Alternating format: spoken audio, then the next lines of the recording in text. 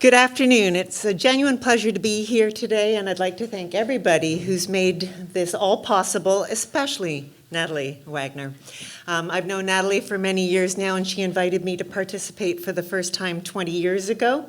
The last time I was with you was in 2018 when I described and discussed François Girard's production of Parsifal. So it's a real treat to have him here today in person.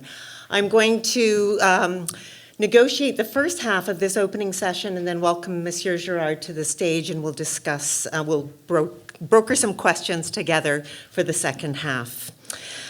Today I'm going to probe some themes I have drawn together under the title Blending Art and Life on and off stage.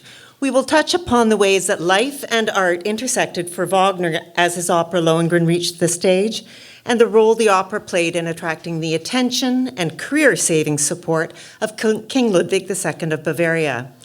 That relationship spurred on the composition and production of several of Wagner's mature operas, with Parsifal coming into being specifically in connection with King Ludwig.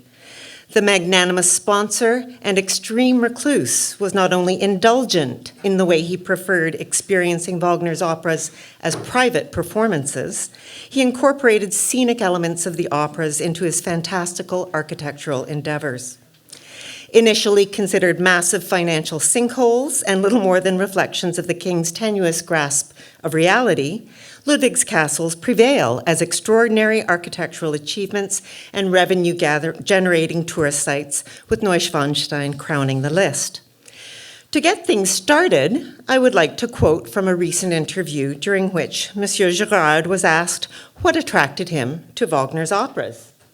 His response: "I find the music endlessly absorbing, and that's the number one criteria, because deciding to work on an opera is almost like buying a house.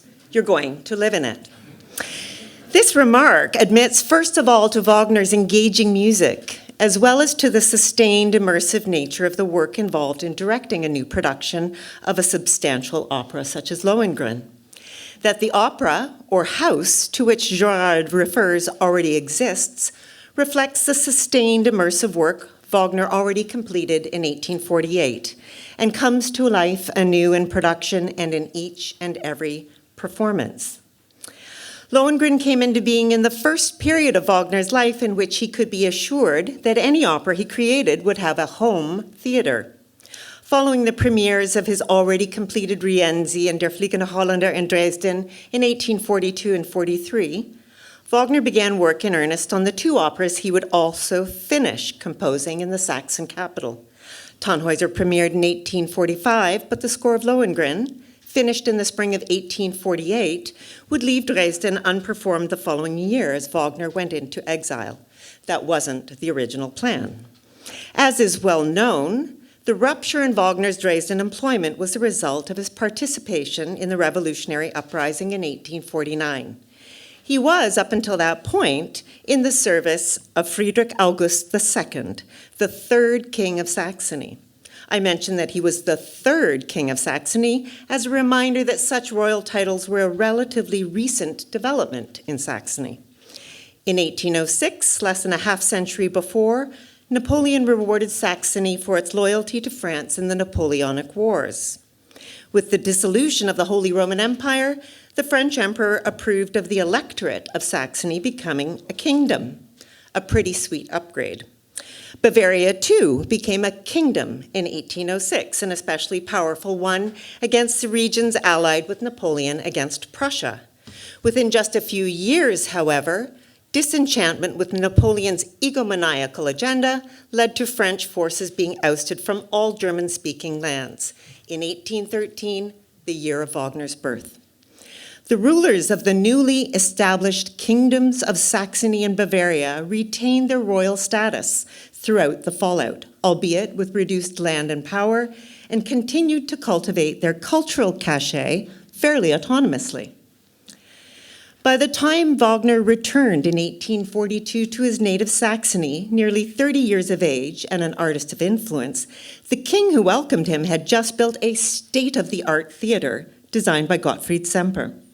The theater bears many similarities to what we now call the Semperoper, but is in fact an earlier structure that was destroyed by fire in 1869.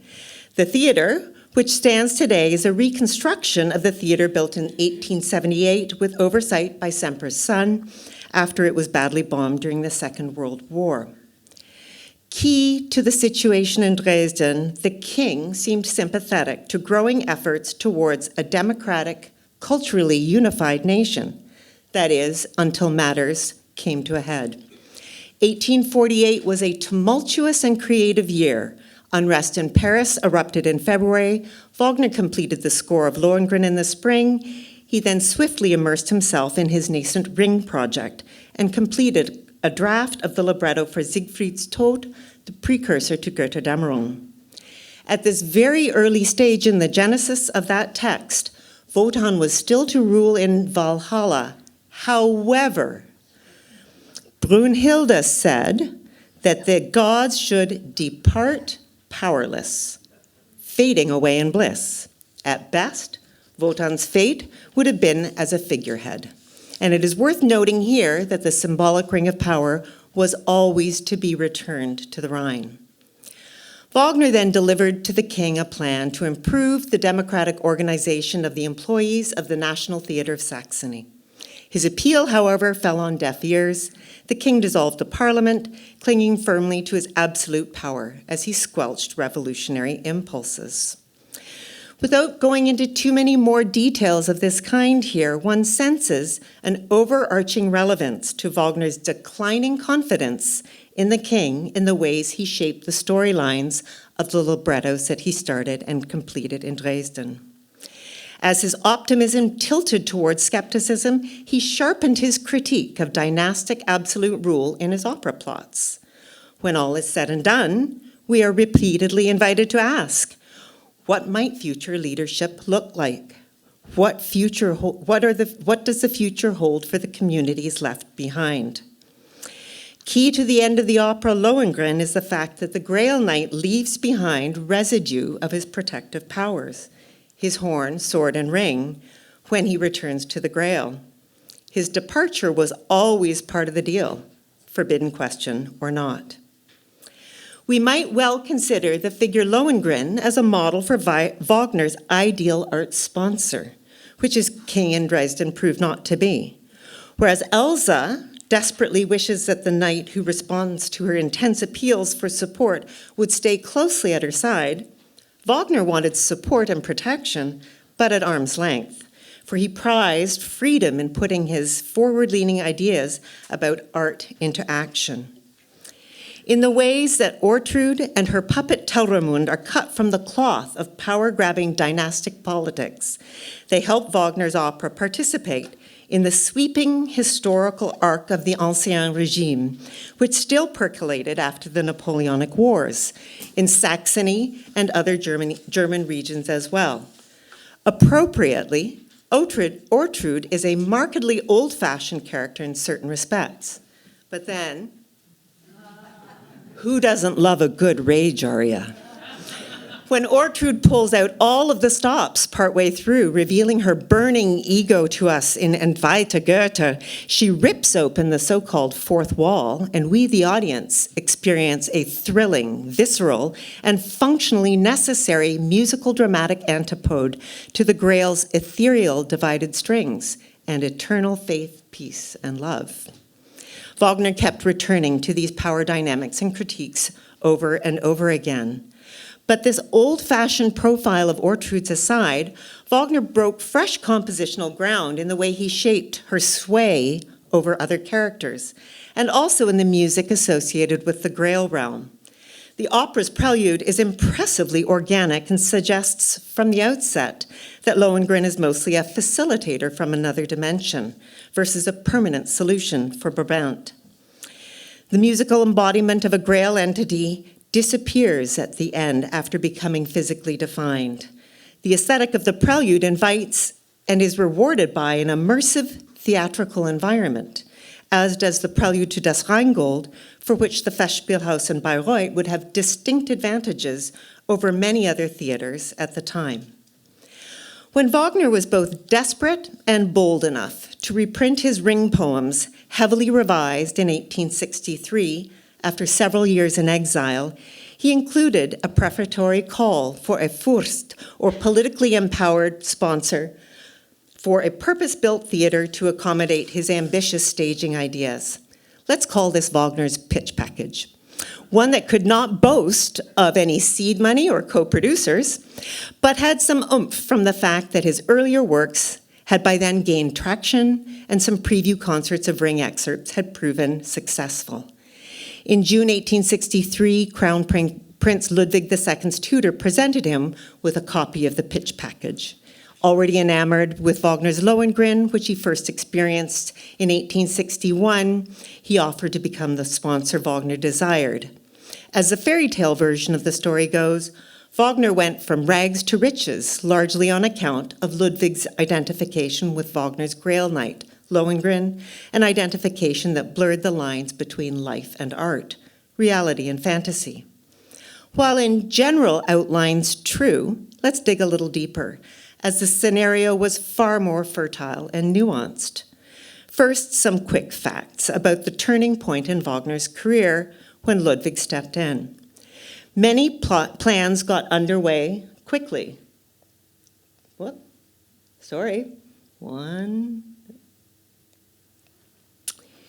Many plans got underway quickly, but Wagner's lifestyle and privileged relationship with Ludwig caused so much friction in Munich that it was clear within a year and a half that the composer and his now mistress Cosima would need to leave the city. In no time at all, Wagner revealed himself to be heavily invested in all aspects of the Wagnerian enterprise. With support to bring several existing projects to fruition, Wagner developed the prose scenario of a new drama, Parsifal, as a special gift to the king.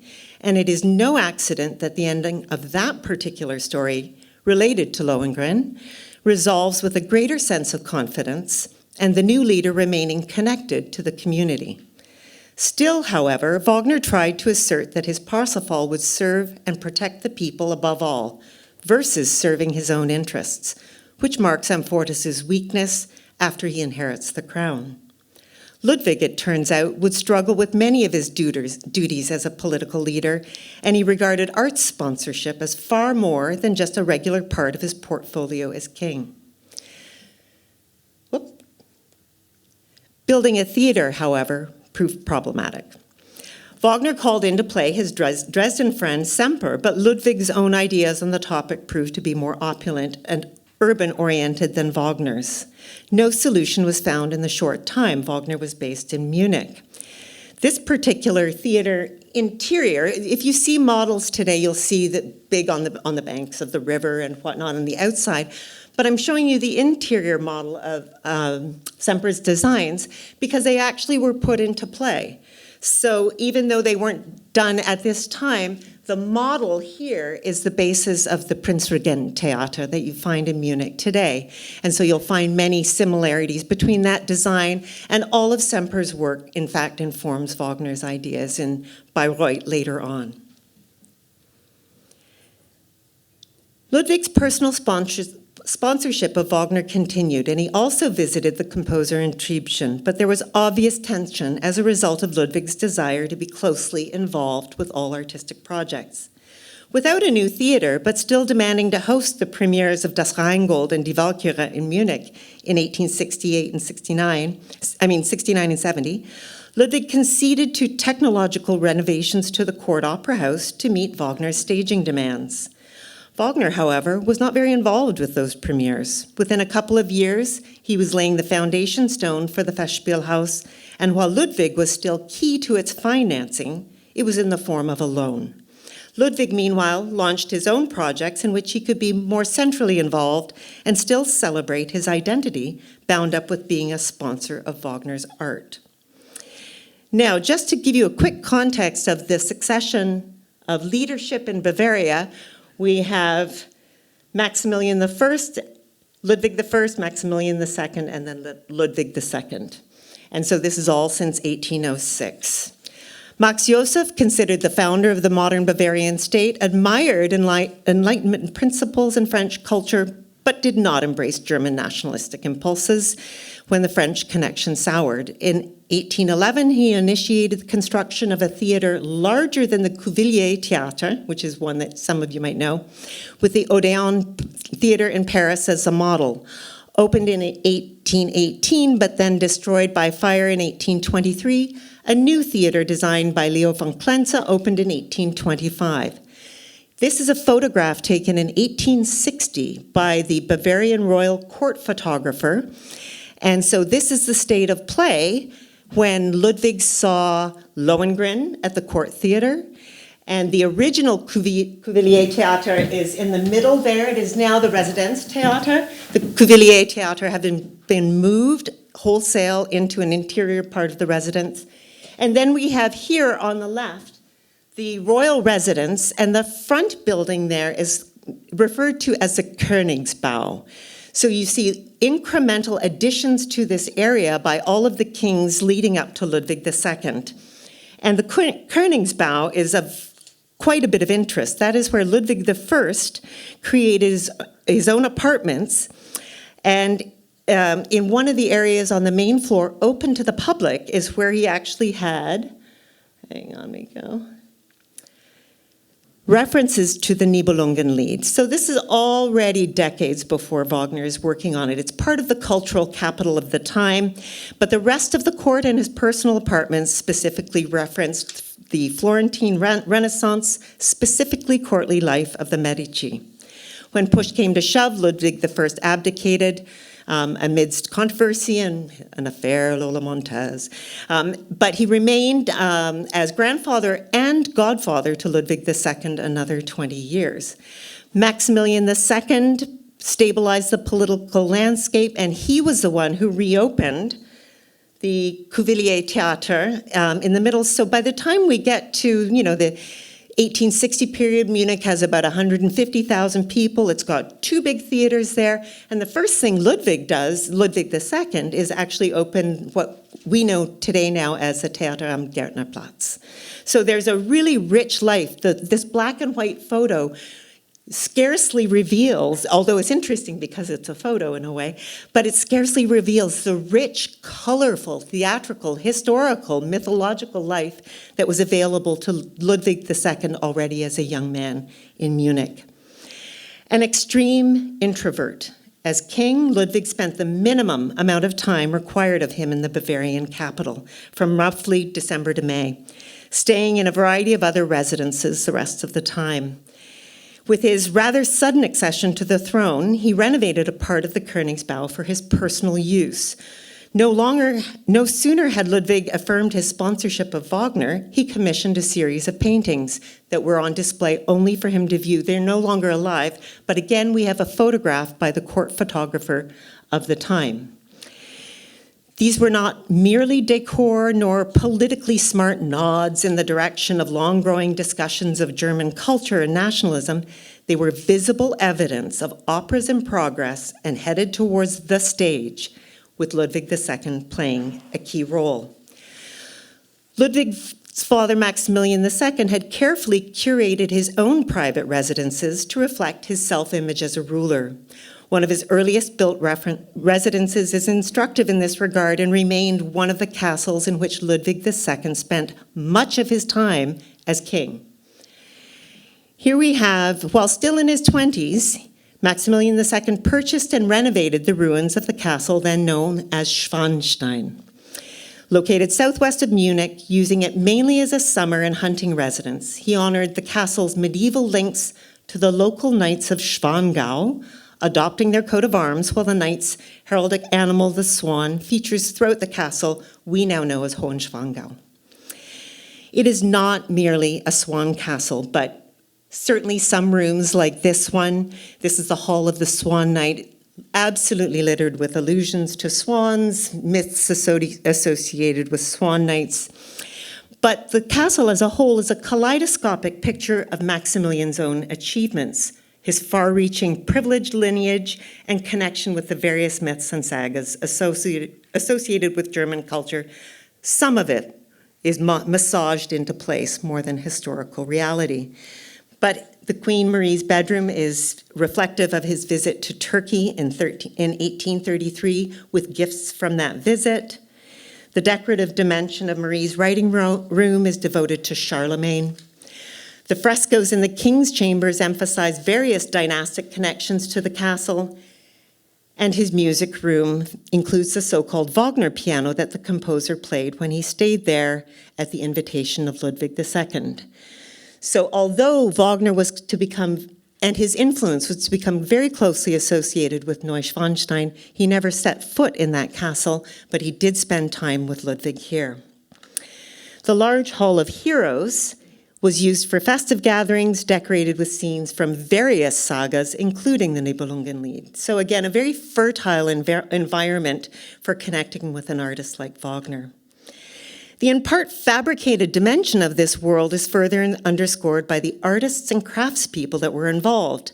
Domenico Quaglio, for example, oversaw the architectural design and its early execution and contributed to the more than 90 wall frescoes, along with Lorenzo Quaglio.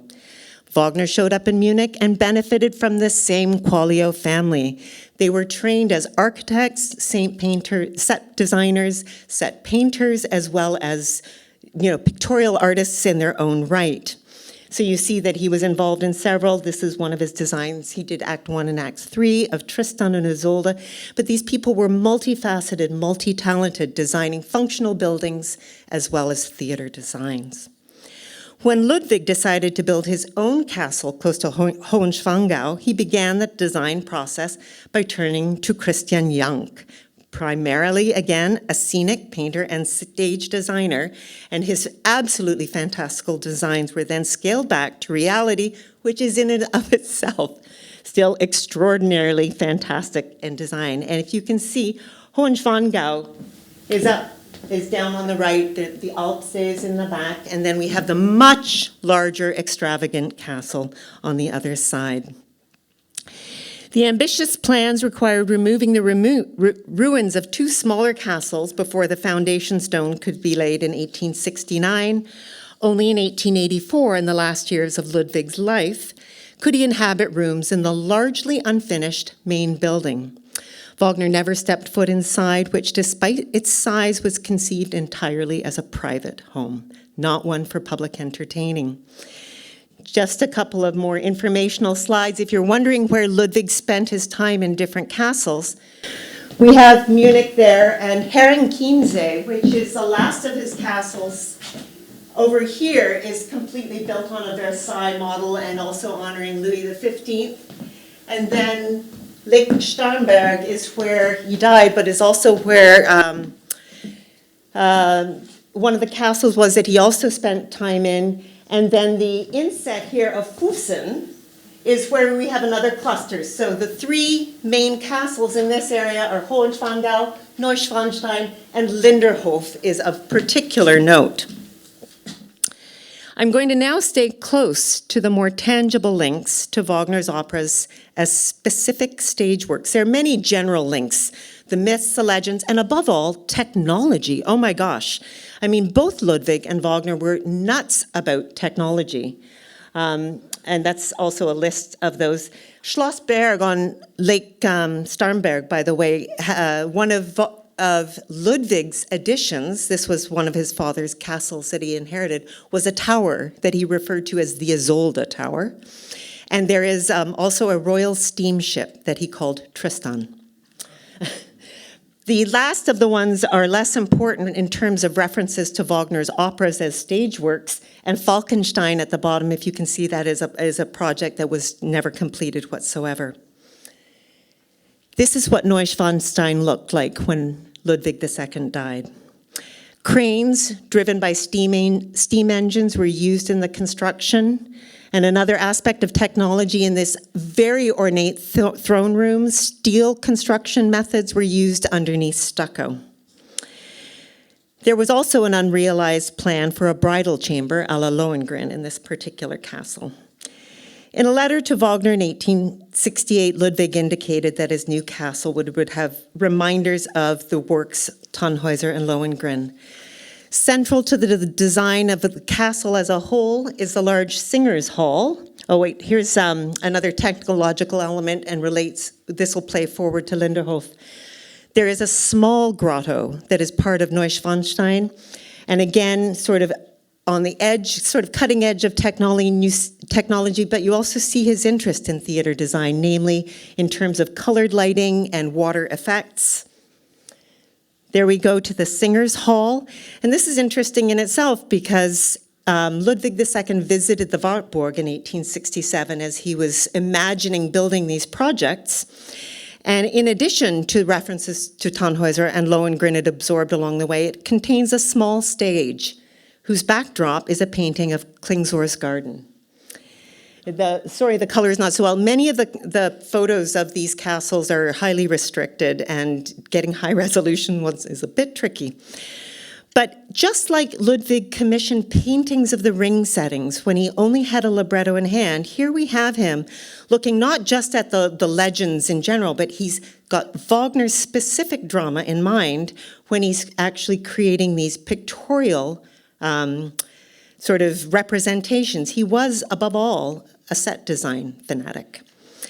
More than just alluding to the scores, such images affirmed his value as patron of those projects on their way to the stage, in the case of Klingsor's garden as part of a stage that was never used, not during his lifetime.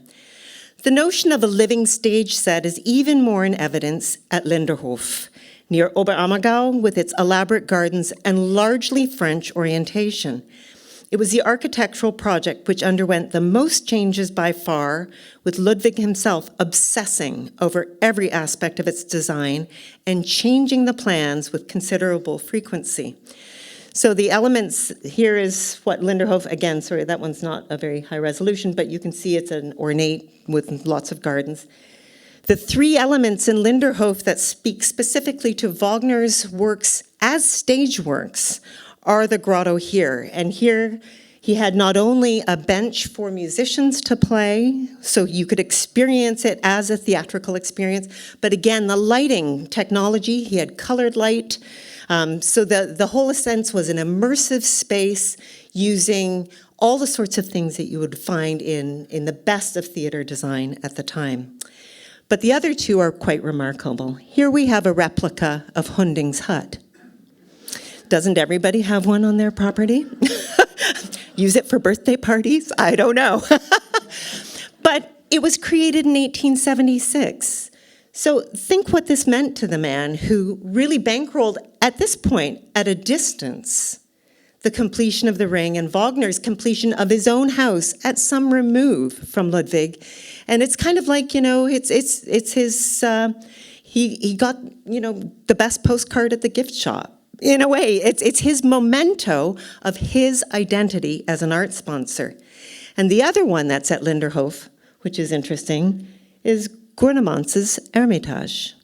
So again, we have him referencing Parsifal, a work specifically composed or created, conceived for him that had yet to be staged. And he has some element of its staging on his property.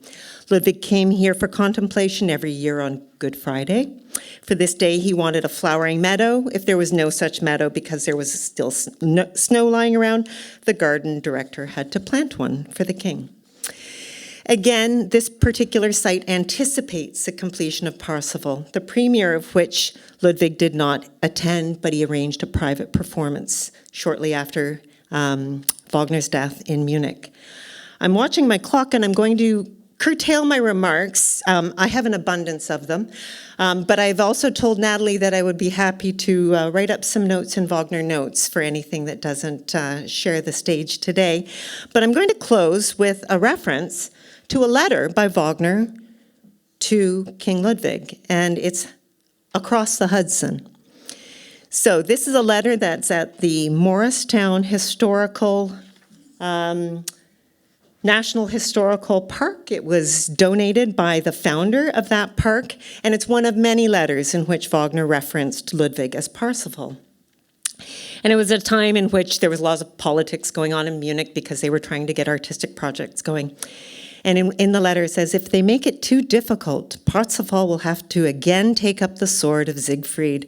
With regards to these people, my line is, you should live, but let us also live. Please, please. Again, Wagner cries for support and protection while defending artistic freedom. Toward the end of the letter, he recalls a visit they had earlier made to a mountain meadow on Lake Lucerne, a location of significance in Friedrich Schiller's William Tell, Schiller being Ludwig II's favorite poet and author. Wagner then mentions his plans to visit Munich soon. He writes, "On Good Friday, I will be there. O Parsifal, how I must love you, my dear hero. Soon the world will see what this means. Angry to be aware that all mischief it is cooking for us becomes our healing potion." Food for thought as we think about how Wagner mined his own experiences in the world as he crafted his dramas. At this point, I'm going to welcome François Girard to the stage and continue using the umbrella talk of sort of art and life on and off stage. Some of you will know that the production of Lohengrin that opened recently here at the Met started its life at the Bolshoi. And so we have an actual example in which an artistic experience juxtaposed with cataclysmic world events brings art, life, and politics into a commingling kind of experience. And I'd like to ask François to join me and to maybe start his remarks by talking about how that experience was for him and the artists involved in Lohengrin.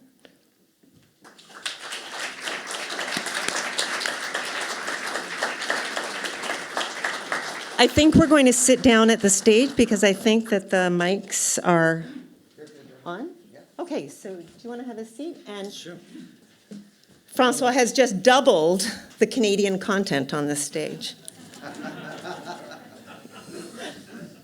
Very good. So, as I just mentioned, this production that we have seen started with a political event of great note happening at the exact same time. Can you unpack that a little bit for us? Yeah, good afternoon. Yeah, a little more than a year ago, we were premiering Lohengrin at the Bolshoi Theater in Moscow, and it happened to coincide with the invasion of Ukraine, the day of the invasion, Thursday, February 24th, and it was an event for.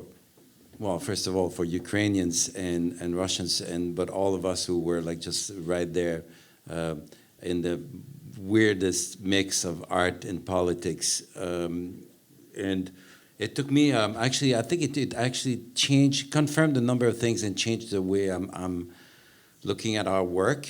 And it took me months to actually unwind that. Well, first of all, like it was already like an event to play Wagner at the Bolshoi. Like Wagner has not been performed on the historical stage of the Bolshoi since the year I was born in 1963. Never a Wagner performed, and we know the political reasons why Russians and Germans had some issues to fix, apparently, in the Department of the Arts. While the Mariinsky had been open to Western works and to Wagner works, the Bolshoi was like always like more of a state Russian promoter, like for the composers, but also for directors and the creative teams. So under Mr. Urin, Vladimir Urin, who's the current, strangely survived the whole crisis, there was an opening to welcome non-Russian operas and directors. And I was part of that. I was part of this, and then it was a remarkable experience for me. And I discovered, as you can imagine, incredible talents on the music. In the music departments and in all departments of the Bolshoi. Like this is a theater that was presenting opera 275 years ago. So you stand on that stage, there's a lot of ghosts, and you feel it. So it was really intense. And then we had like our own problems with COVID and Omicron. My whole production of Lohengrin have been plagued by it. Like we had to do everything on Zoom, etc., etc. And then came the opening night where, like everybody had warned us that there might be an invasion, but nobody really believed it. Like as the New York Times wrote at the time that everybody thought it was a bluff on the part of Putin. But that morning I came in the theater the very day of our opening, and a singer fell in tears in my arms, telling me that this was happening. And then, if I may just continue, maybe I'm giving too long a version of this, but so impactful in my to me. So we went on, like I was doing my own invasion, like you can imagine what a premiere day of an opera like Lohengrin is for a director. I was running left and right. We were doing like rehearsals in the corridors, like it was like crazy. And then we had this incredible performance with a kind of focus. I've seen that yesterday again on the music side. It was incredible, and performance side. But that night, like I felt something very special, and then it took me days, weeks, months to really understand what happened. At first, I thought like that the reaction of the attention and the energy in the room. I thought. Being a vain artist, I thought I was responsible for that. But to finally find out that like actually we were only the platform of something much bigger, where Ukrainians and Russians mixing in the audience, in the orchestra, in the chorus. My Elsa was a Ukrainian crying in my arms just before the curtain went up because her mom and a sister were in Kiev. And then these people, Ukrainians and Russians, I think used our theater work and Wagner's work to step up and say no. And it was a very emotional moment. And I think it reminded me, all of us, and that the theater as a whole, thanks to Wagner, like I'm very interested in all you were saying there, like the Bayreuth is a revolution in so many different ways. But I think theater today, I consider our modern chapel where human beings meet and try to make sense of chaos. Thank you very much. I'd like to pick up on the thread that you've discussed in some interviews about linking Lohengrin and Parsifal, which are these two very choral works. So we have these large societies and this sort of thing. How did you conceive of that? Was that when you were working on Parsifal, did you already have that in mind for Lohengrin? Or did that come later and then you decided to integrate the two? And how do you see at the end of Lohengrin the future? Well, I think when I'm growing, because we used to think that the tetralogy is the Ring is really where Wagner had a big plan that was beyond one single opera. But the more because by now I've done Siegfried, Parsifal, the end, Orlando, the beginning of the 10 we know, and then Lohengrin, the big transition piece. And I sort of feel that they're all part of a mega ring. The 10 connect, like I keep meeting the same characters or cousins or brothers and sisters, Ortrud and Klingzor and Elsa and Senta. And then he's weaving this incredible grand fresco in music and words and narratives that is like fascinating to me. But to answer your question, we didn't start there. We started where everybody starts with Lohengrin. We went abstract, and because I think everybody feels at first sight that we need to distance from historicity, and Bob Wilson certainly did that, and many others did that, and I started there. Like we started with a concept with Tim Yip that was very abstract, and to realize, and very beautiful, but I was sitting on it, in front of it at one point, and thought that I didn't know what it meant really to my heart.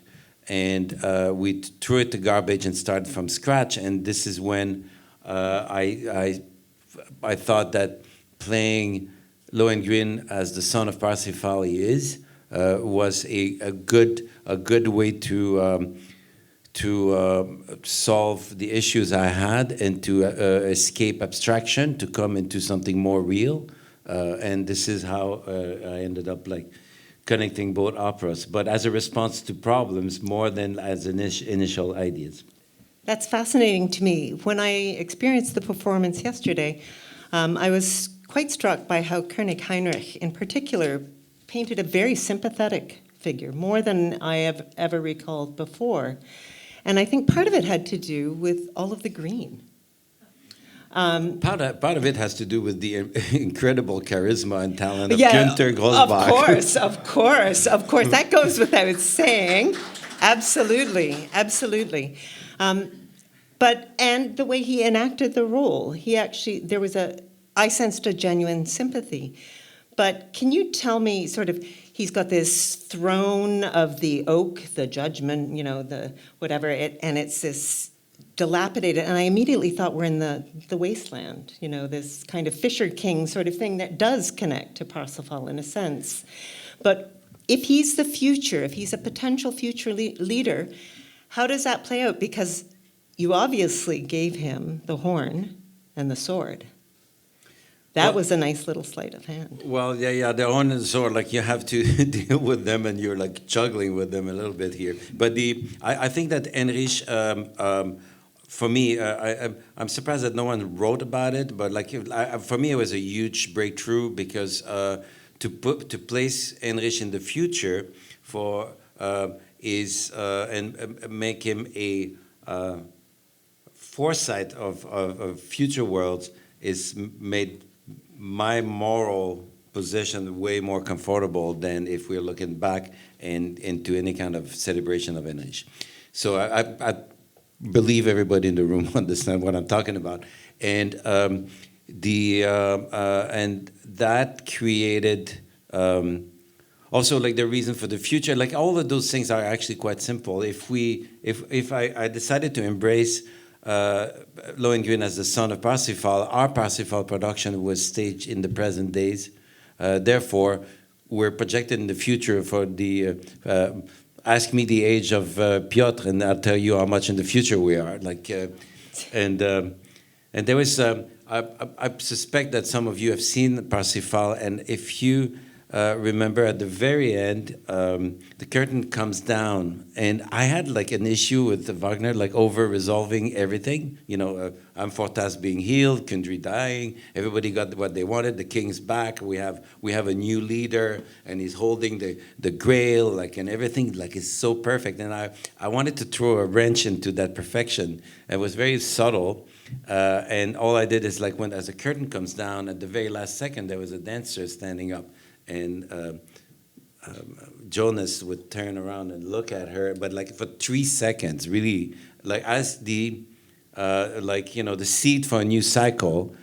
And what I didn't know when I did that is I had just staged Lohengrin's mother. So here we are, living with the consequences of that choice.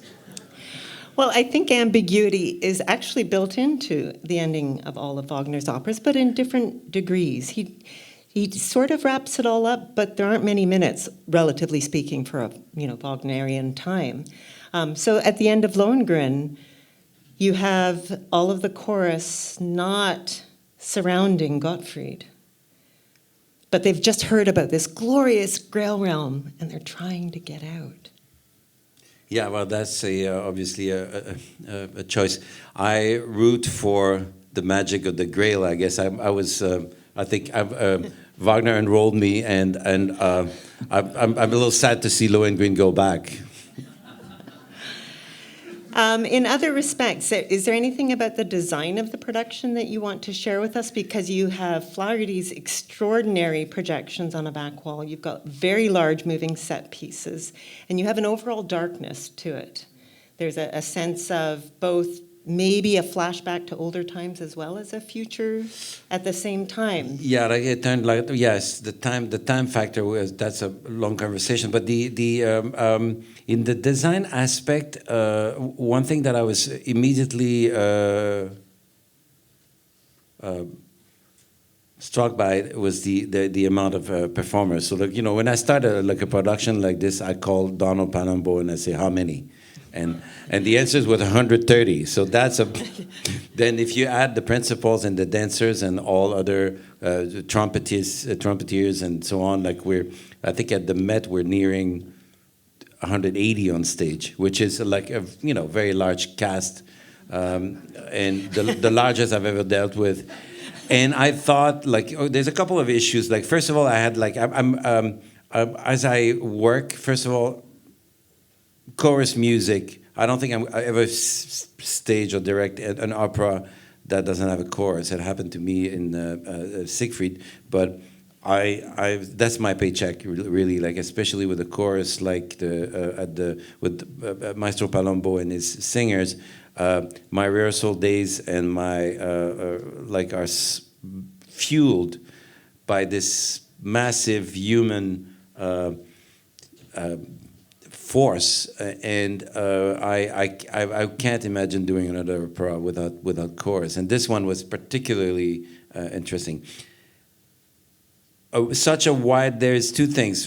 I was attracted by chorus music, by the large numbers, and then this idea that we could actually draw on that.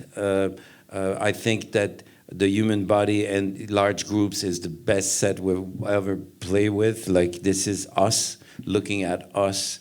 And I think it's a great, I have great interest in that.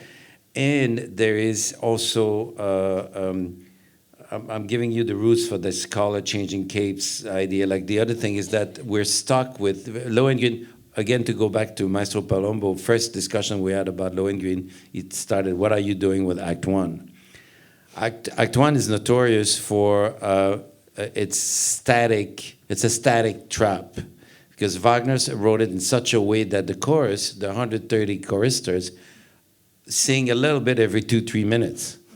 So you never have time to exit them or re-enter them. So they're stuck there. And then every director comes with a solution to that situation, to this trap.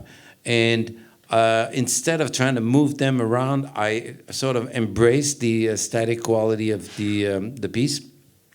But we tried to create movement within the static group, like everybody's white, everybody's green, like we see a chi movement. We open for energy, we close for sadness or darkness, and then there is a painting being drawn and movement created where nobody moves. So that was like a response to that static quality, which ended up also for me, strangely, like worked really well for clarifying the story and seeing how the red Brabantиans are actually like drifting and being enrolled by the Saxons, and you see that, it's in your face. Some critics thought it was too simple. I think we're severing the story. I think we're making Wagner's story very clear, and in that sense, I'm like the Cape define the piece. Well, one of the things that I tried to allude to earlier is that the sort of forward-looking part of Wagner's compositional art at this point is exploring how characters influence each other. So Ortrud's influence you can hear in the score. This percolates through to Parsifal and other works. But this is something that exists sonically, but we don't often have a visual representation of it. So for instance, I was struck when Elsa enters, and all of a sudden it's a cascading sort of, her body triggers color, and then there are 8 dancers who also add gesture to it. So in a way, it's a very visual representation of some of what's happening in the score, which is avant-garde for Wagner at the time, and dare I say influenced somebody like Verdi with his Otello, which I'm spending a lot of time right now, and Verdi was in row 23 for the first performance of Wagner's Lohengrin in Italy. So you have this idea of influence, which is really fascinating, and you've given it a visual counterpart, which I've never seen before in a... Well, yeah, but I think we're all serving a. I think there's like I've developed a fascination for, and some of you before me. I mean, most of you, and I think the fascination for Wagner comes from many different sources, and you were very eloquent in your presentation. I really appreciated what you were describing. But there's a very simple fact that if we say that opera is the meeting of music and theater, he was both. He was both, and it's not a composer or like a fine writer who's trying to serve a composer's wish or vice versa. As we see in most opera, both things happen in the same brain, and like are intercontaminating like you will never see in any other work. He's not the first one to write both libretto and music, but he's the only one who's done only that. And he's developed opera by opera, and I would like to think that Lohengrin is, in that sense, a great transitional piece where he actually really starts creating a contamination system. And as a director, I mean, like, it's so fascinating to see how in any part of the music or the text, it never settles for a system. And with Yannick, we talked about it a lot. And my image is that whenever something starts to look like a system of gear that works, he throws a wrench into it.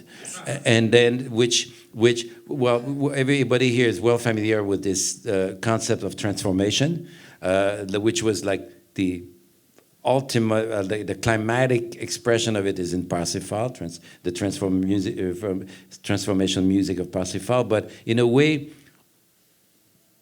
maybe a little less in Hollander, but like increasingly, his work is fundamentally a work of transition. He never settles.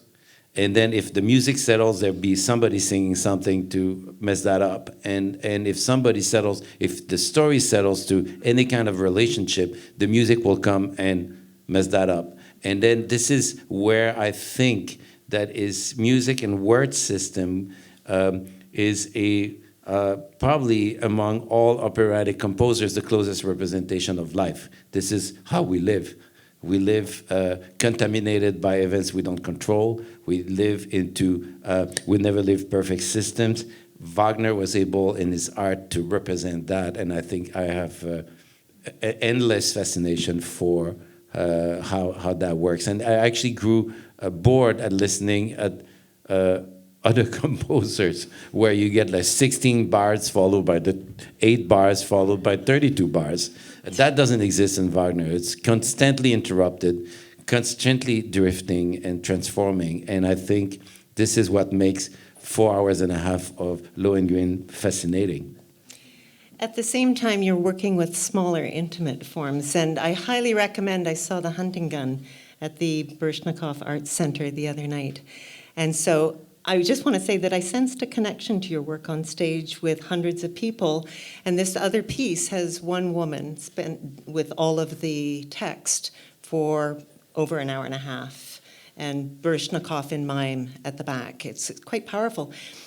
But the way that you directed that, and it's a production that pre-exists, it's not new to New York, but it's absolutely riveting. And the way that you directed the solo actor, you very clearly had a sense of the stage at very key moments. And in a way, that's the same thing as what you're doing in Parsifal. There are very key moments. The drama is slow moving, for instance, in the first act of Lohengrin. But there are certain moments at certain points of the stage that have to be in focus. Katherine should write reviews. I'm an opera critic. Love it. No, but I mean, it was interesting because I always said, at one point I discovered, okay, because on my path, my journey, I was lucky enough to be granted the responsibility to direct at the Met with large ensembles, but also at Cirque du Soleil with very large technique and ensembles. some films that were blowing period movies. And then I discovered the small form, which is like one or two people, I've done 3 one-man, one-woman shows. And this is somewhere, I was thinking, like when Yannick, you probably all listened to that disc, is piano music during the pandemic. Yannick like was itching and like went to a studio and recorded Brahms and Bach and a solo piano. And there's a point where you have to depart from the large form where you can hide easily and where you can rest on grand effects and hundreds of extras and costumes, and then you go naked into and completely exposed into a small form. And I've always loved to do both, the contrast, the extremes. And now, like, it just happened out of a complete coincidence that I was doing both. I was literally, in the last few weeks, one day rehearsing Lohengrin and one day rehearsing Huntington. Come and see Huntington, it's really good. The idea of the future, though, still attracts me, because if we're pointing into the future, you have technology. And a lot of people come to a production of Lohengrin and say, where's the swan? And we have no swan. But I was thinking about this because, you know, Wagner was so interested in technology and in the early days of what we would consider the very beginnings of film, magic lantern technology. And when he decided that he would have Lohengrin approached by water, I think that was a very specific way of him not being a god, which in the Baroque theater would come down on a cloud machine, this kind of dea ex machina kind of figure. And instead he has him come by water, which is on the same level as the community. And here you play with some things, at least my brain was in overdrive, in where there are clouds associated with Elsa and all of the rich association with different kinds of technology and natural images with it, whether it's a world that's green or red or white or that. I thought it was really rich, and I thought that was a really fun way, actually, of playing with some of the history of the theater. Well, or am I just making that up? No. I think if you saw that, it exists. That's is our work. I believe that the only free artist in any of those adventures is the audience. We're slaves to a bunch of restrictions and ideas and things that we create ourselves and that we need to overcome. But if you saw that, it exists. And but like what it was, like the video, there was a choice when I decided to do a sequel to Parsifal. We're into completely different world. We depart from the magical world of Parsifal, of Montsalvat and the Grail, and now we're into the real world. And the only thing that the two productions have in common is a sky. It's almost like we went down the hill, but we're still looking up, so we share the sky. Both worlds share a sky and one character in Lohengrin. And but the swan is manifests itself in as a shadow. Like I think the swan is there. There's a swan wing. I thought I saw a swan. Yeah. So and I realize now that some people didn't get that. I thought it was obvious, maybe not enough. But when preceding the entrance of Lohengrin, you have the moon that is representing the power of Ortrud, the red moon, the unconscious pagan feminine world. And Lohengrin, just before he enters, we have an eclipse of a swan wing covering Ortrud, and that's the swan bringing Lohengrin. So I think I probably like one or two read that, so that would be my fault. But and then it comes back later. So the swan is represented as we're actually seeing this the shadow of the swan or the reflection of the swan at the end, and so the swan is there. It's just not like it's just like standing in the wings. Excellent. Well, thank you so much, Monsieur Girard, and thank you for your attention.